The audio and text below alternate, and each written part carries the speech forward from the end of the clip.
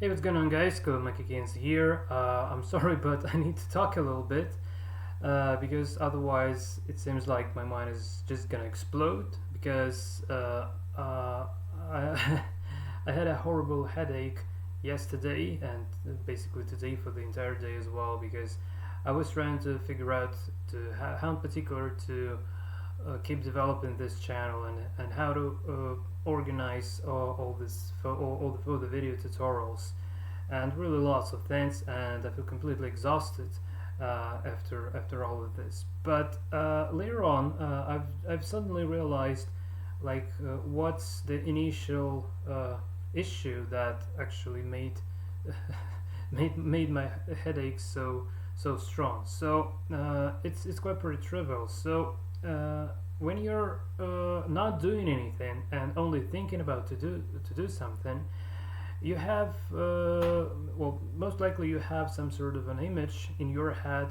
and you're just imagining like how it would be and how you would like it is to happen, to go to develop and so on. But when it comes to the implementation, right, so when it comes to actually start doing something, it often happens that the reality actually shifts the emphasis quite significantly, and something that you were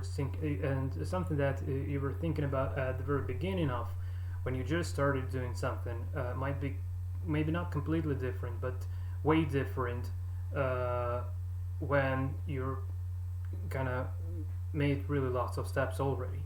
So that's the exact state where I'm currently am. And when I just started this chess programming channel, I was thinking like I know something about chess programming and I have something to share with the community.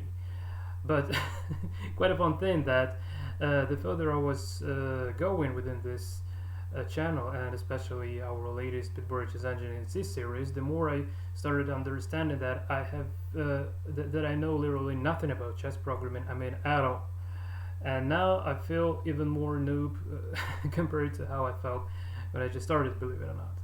But at the same time, it's incredibly interesting to start growing, and I feel like I don't feel like I've already made 84 videos on how to make a chess engine in C using magic bit boards from scratch. I feel like I didn't yet do anything, and I feel like I'm just starting basically. And it feels like the incredible journey into the world, into the wonderful world of the chess programming has just begun. Basically, that's how I feel. And I was trying to analyze what in particular was torturing me, and like probably it's quite pretty trivial, uh, quite pretty trivial stuff, but still, that was the case, I believe. So. Just a little background before I continue, just to give you an idea what am I talking about. So I wanted to start this chess programming channel a really long time ago, but I had several issues, so I couldn't code and talk in foreign English language at the same time. I wasn't that good in chess programming to make videos on it in terms of my understanding was so bad that I could only copy paste someone else's code, and maybe just the only thing I could do is just to write a print word function. That's probably it. So quite pretty significant issues to start a channel, right? And I was preparing for many years to the start of this channel, and one of my recent preparations were to start a YouTube channel related to web scraping for about a year ago, and eventually this happened that channel actually it led me to the state where now web scraping is my only source of income in terms of I'm working as a freelancer and making web scrapers for my clients. And the success of that YouTube channel actually inspired me to try to recreate something similar with this chess programming channel. But this approach was completely wrong because first, the community that is subscribed to me on that channel, it's almost 1,000 people at the moment after a year of work. So the community is completely different to this chess programming community. This is one. difference, a very significant one. So let's say they're more like people from 25 to 35. It's around my age. I'm 33. I will be 33 in a couple of months. Yeah, in the 1st of December. I don't know what's what's the date today. To be honest, I need to. What's the date today? I'm just wondering. 26 September. Yeah. Okay. So. And if we just have a look at the community at this just programming channel, that most likely it's people that are older than 55 years. And another difference that my community on web scraping actually those guys who are eager to start making money on programming from scratch most likely, and they're just starting their careers or try to change their careers, or that's like that's a bit different compared to people who has already basically live their lives, have an experience, don't really want to change their lives because they're satisfied with those, and they actually want some sort of more like quiet flow of the process being shown.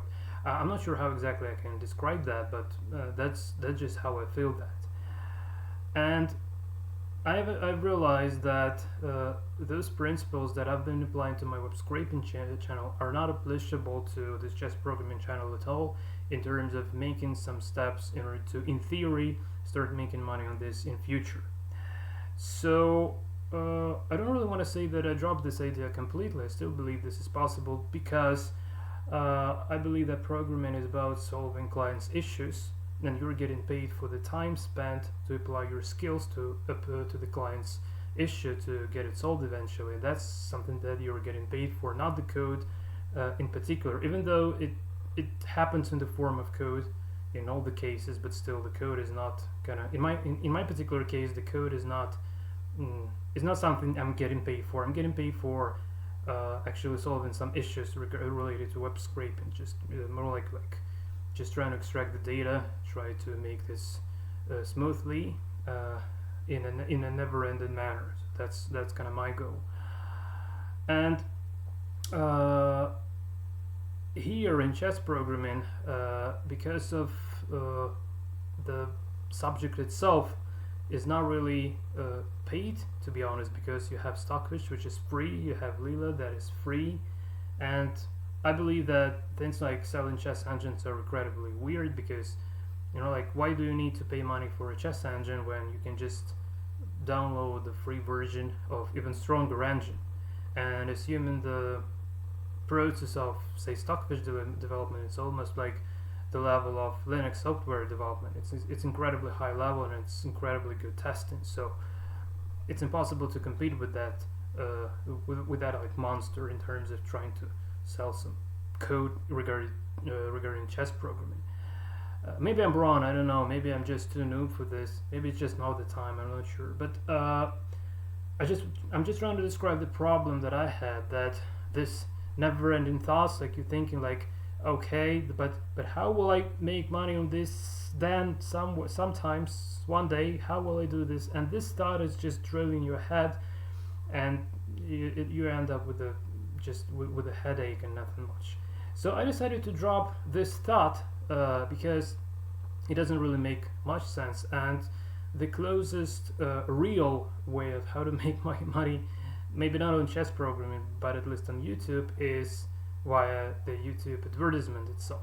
And even though I don't really want to pollute my videos with the YouTube advertisement, still that might be an option for me in future, assuming that we got almost 100 subscribers for about a month. I think this is quite pretty good result, because in my previous channel it took me for about half a year to get those 100 subscribers, and quite a fun that the second half a year brought me almost 1,000 subscribers, but it's not the case. So starting at this day, I completely dropped the attempts to try to make this channel look like my previous channel, and instead I would like to follow the flow that is specified by the reality, by the community, by your requests, even if they are implicit, even if you don't write the commentaries. I think that I failed that what you do like and what you don't like. The only thing I can track this is via the views.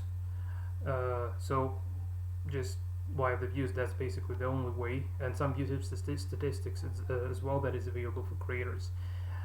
But when you're doing this, you're just starting to feel that. I think that every blogger actually feels that. So that's gonna. So I hope now this is a little bit clearer regarding the circumstances behind my headache, if anybody ever cares about that. And instead of trying to reinvent the wheel, I decided just to keep the current format that we had. And first I thought like maybe trying to create some new playlists and try to separate the topics, and all those ideas came from the previous channel because that's the way how I did it there. But it was really different, and the way why I did it there in my previous channel is because I was trying to grab as many strangers from internet as possible to potentially make them my clients in web scraping, and I do succeed in that until today basically. But here in chess program it's completely different. So it turns out that, well, eventually I thought like that this channel is something that I'm sharing with, but to be honest, it's more like this channel actually helps me to learn. And you know, like when you just write in an engine and nobody sees the code, it's most likely full of bugs and you are the only man to reveal those bugs. But when you're making a chess engine and everybody can see the entire process, the engines are getting revealed much faster, and that's really good for the development process. And also, to me personally, without this series, I didn't ever learn really lots of stuff like regarding search and so on. And the process of my own learning is growing even more. So recently, I get extremely excited by the idea of p-square tables, p-square positional tables only, as implemented in so-called Pesto engine, if I'm not mistaken, and also in this Roughchate. And the author of this is Ronald Frederick.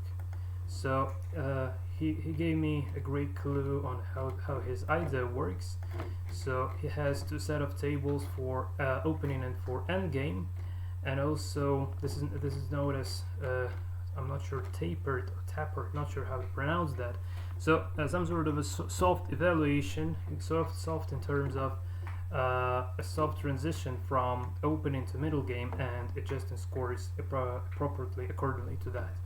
And I got really excited by this, and even now without that soft transition, I've tested the values that Ronald obtained using the so-called Texel's tuning method, which is the method to tune evaluation that was originally used in chess engine called Texel, which is written by Peter. I can't pronounce his last name, I'm sorry, it's too complicated for me, but Peter is the author of Android app called Droidfish, which is the UCI, maybe not only UCI, well, that's the GUI to run, well, at least UCI engines. I'm not sure about the Windboard engines, but at least it allows you to run the UCI engine. So Peter is a really well-known guy within the chess programming community.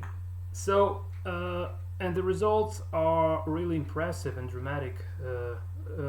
I turned off the evaluation of pawns at all, and the mobility, which like Pedro pointed out, is basically kind of doesn't work because the values are too small. So that's the entire problem within my evaluation. Some values are too small, some values are too high, and that's happening because I was just blindly putting them, like thinking that it would be working. But actually, I realized that there is entire theory behind tuning the evaluation, and this is a very interesting subtopic within the chess engine development in general. And I'm really in that. I'm really going in there. And I'm gonna be covering that when I master that myself. So that's basically kind of and by the way, the version that was using this positional square piece tables by Ronald, they bit my previous version, the one that is now the first official release of VBC. They bit this version dramatically. I've only tested this at 30 seconds plus 0 increment time control, but I believe that in longer time controls it would be about the same. Also, I need to set up some testing frameworks. Well, I need, let's say, I need to master QGIS command line interface utility to track some hidden bugs apparently. So someone got reported that I had an illegal move in the principal variation, even though I don't believe that the reason for that is that the move generator has generated an illegal move. I believe that there is just something wrong with updating the principal variation instead, because I'm not sure that I did that correctly when was grabbing that from TCP. So anything might happen. But anyway, I think it seemed like using this QGIS command line interface is something that everybody is doing, because it's really helps to go for massive testing of chess engine in terms of playing really lots of games. So that's another thing I need to take care of basically, and also some small improvements like keeping track of the version within the UCI command. So just not only telling that this is the BBC version, the BBC engine by Comac again, but BBC version 1.5.0, etc. So this is needed for identifying engine when it's tested in Cicero. By the way, I got in touch with a guy from Cicero. I guess his name is Gabor. Not sure if I'm pronouncing it correctly, but anyway, well, let's say that that's Gabor. So Gabor took my engine to the test, and hopefully the BBC 1.0 version is gonna get rated. I'm not sure how soon that is gonna be that is gonna happen, but I hope that would happen one day at least. And I really hope to see some PGN to actually see not only see the results, but also see the games themselves. So another thing, that the approach I have initially started with, it was good until this particular point where we are now. And after actually getting satisfied with that, I think that now it's time basically to, again, like first obviously to continue the development, but at the same time what I realized that for some reason this happened, this weird, or maybe it's not weird, but there is a thing that is happening. Let me just describe this. So when I'm not covering in videos what I'm doing it worth compared to if I do cover that in YouTube videos. So for me personally, it turns out that making these tutorials, like how am I developing this chess engine, is just the way to improve myself. I don't know why this is so. And when I ask in guys from Talk Chess, they say like, no, we can't do videos. It's not for us. Like they just don't really want to go for that. But for me personally, making videos, as it turned out, is not the way to express myself and share some knowledge, but instead is the way to learn, believe it or not. Because when you're just asking some abstract questions on Talk Chess, you're getting some very smart but also abstract answers that don't help in most cases, unless you start torturing someone, a guy with like, please explain this as you were explaining this to idiot, and in that case that makes perfect sense. But that's a little bit of a violence, I believe. While if I'm making these videos, then the commentaries below the videos are really insightful, because nobody's forcing people to give these commentaries with some hints and pointing out the bugs and things like that. And that's incredibly useful, because when you can ask the question not outside a context but within the context, it always helps someone more experienced to give you a more precise answer on what in particular you're doing wrong, and that eventually lets you actually improve yourself.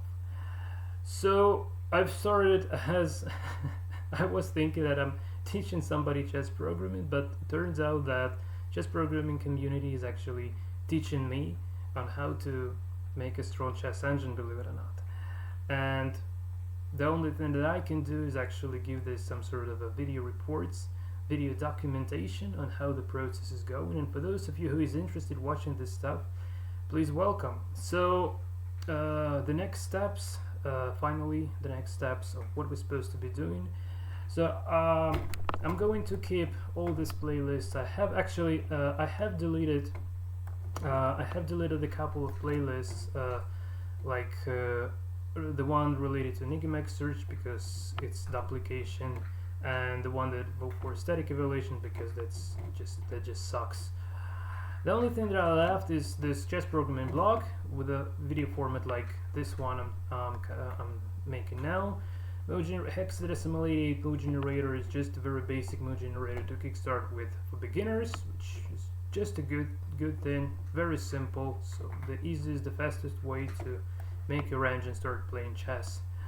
Chess engine games, well, most likely I would rename this to tests or something like that, because I started this as live games, but I feel like I feel a need to share the results of testing like engine playing versus its previous version, like new version versus previous version and things like that. And instead of wasting your time on watching how they play live, I think it's a more appropriate format to just share the link to PGN and highlight the most interesting games and also those changes that were made in the source code. So most likely this would be changed to test games or things like that. And the main main playlist where our Bitboard Chess Engine in C lives would be continued. So just right after this release video, we just will go on and on and on, and I will keep all the structure. So the source code, so we just let me minimize this window. So we go to GitHub. Well, first I decided to actually embed the tutorials into this BBC main repository, but I will remove this because the concept has changed and I don't really want to kind of this duplication. So here in BBC repository, I would be tracking only kind of the latest version. The only version that would be separate is this very initial version. Well, maybe even I will make a separate folder with the versions, or maybe the versions would be living here, like first, like 1.1, 1.2, etc., etc., etc. So probably most likely this is the way to go.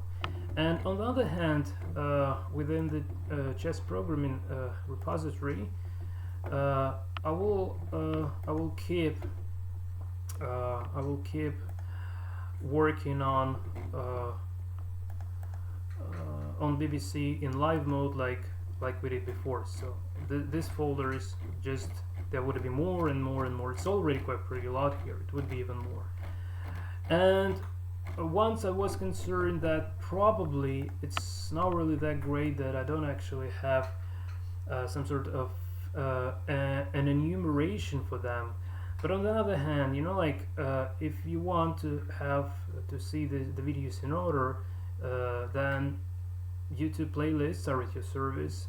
And otherwise, so the way I have intended these tutorials is just like you see the name of the folder, like Zobrist generate, so like generate Zobrist key. So you're interested in generating Zobrist key, you just go into there, going in there and just finding what you need without getting concerned by the entire engine. And the same for all the rest of topics. So just say you want to evaluate open files, so just go there and see how the code works, etc., and that's it.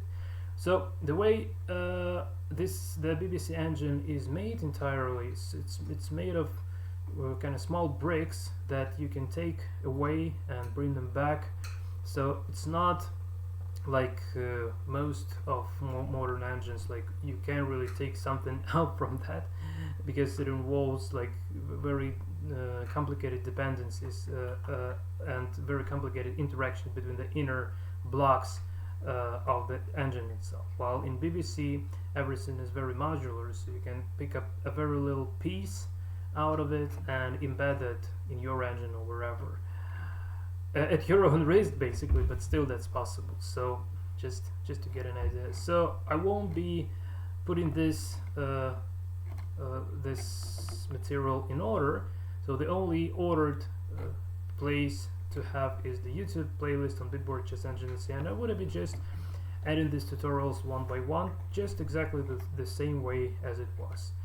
And Probably I would be spending a little bit more times on research and the implementation before making a video, because I really want to make them more insightful compared to how they were at this moment. Just trying kind of improving the content itself. So that's it basically.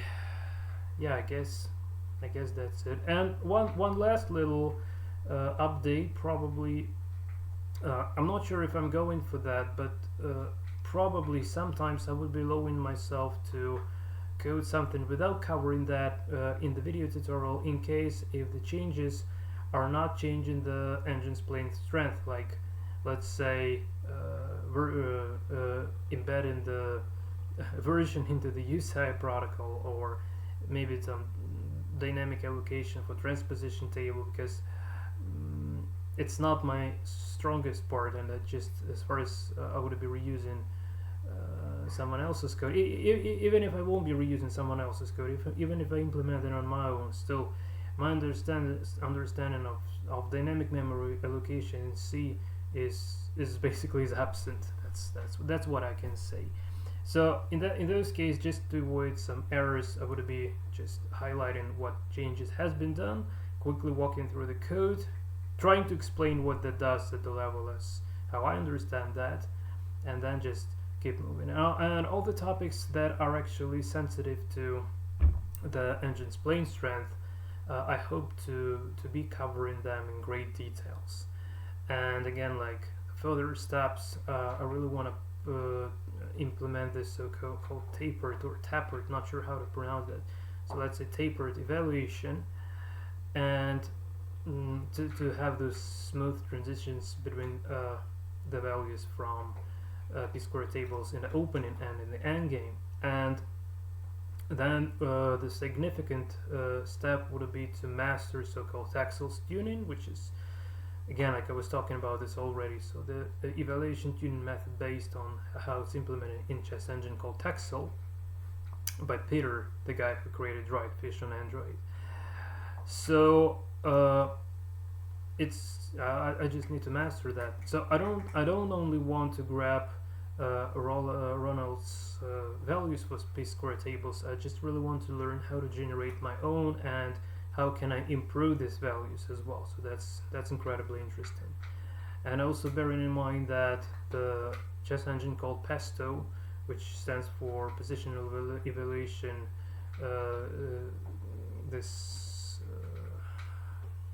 oh my god, I mean, the engine that only uses this positional square tables only for its evaluation, and is rated above 3000 ELO points. So that's quite pretty impressive, without any other knowledge but this positional square tables, and that's it. So that's quite pretty impressive for me personally.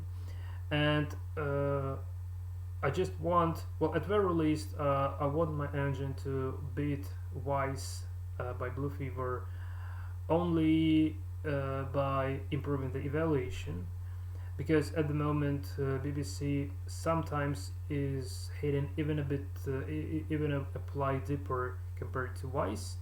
Most likely it's they are about equal depth, but sometimes it's happening. So having the same search, still Wise is much better at the moment because of the evaluation. So I would be working mostly on evaluation in the near future, and then when I stuck at evaluation, I will probably go back to search. But again, it won't no longer be. Oh my god, I guess you understand what I mean. So no longer it would be just an addition of search technique placeholders. Instead, I really want to dive into them, trying to understand how they work, and try to make that with a greater level of understanding of what am I doing, instead of just blind embedding of well-known techniques without much kind of idea of how it works. And thankfully to those explanations I have from Harold and Pedro, it's much more clear for me now, like regarding the aspiration windows in alpha beta search, and all these cases when well, actually, the alpha beta window explanations themselves were incredibly insightful to me. So that's another kind of way of improvement for me personally. Okay, guys. So I guess this is it from my side. Thanks for watching. I hope to see you following this Bitboard HS Engine in C series when it comes. I don't promise to produce videos that fast as it was during well, before the initial release, because I mean, like, first I need to learn things and only then I can make videos on them, so it won't be really fast. So don't expect the fast results here, but something unique that I'm going to be doing on YouTube that nobody has done before is actually covering the process of chess engine development absolutely from scratch and up to a solid rating. I'm not sure where BBC in particular would get stuck. Well, I know that, well, let's say, assuming the global variables, things like multi-threading is not available for it. But again, like, before multi-threading, we can hit, well, if I remember correctly, like, if we'll believe the community members from Top Chess, it's for about at least 2900 elo points is available without multi-threading to achieve for an engine, just based on search optimizations and improving the evaluation. So I think that's pretty not that bad at all, and it's for about more than 1000 elo points assuming the estimate current elo strength of BBC. So we really have a big path there, and yeah, that's basically it. So I really want to thank all of you guys who have subscribed to this channel and keep subscribing. This is incredibly important. So if one day this channel will help me pay for my water and electricity bills, that would be just wonderful. Thanks to you guys. Also, I gave a link to my Patreon in the previous video on BBC release. Well, but I guess those who want to support the project of Bitboard HS Engine in C, they would do this without some extra reminders. So just have a look at the previous video, that link is there. And now I feel much better after I shared with you after I have shared my thoughts with you guys. So thanks for watching, I really appreciate that, and see you in the next tutorials. Until that time, and take care.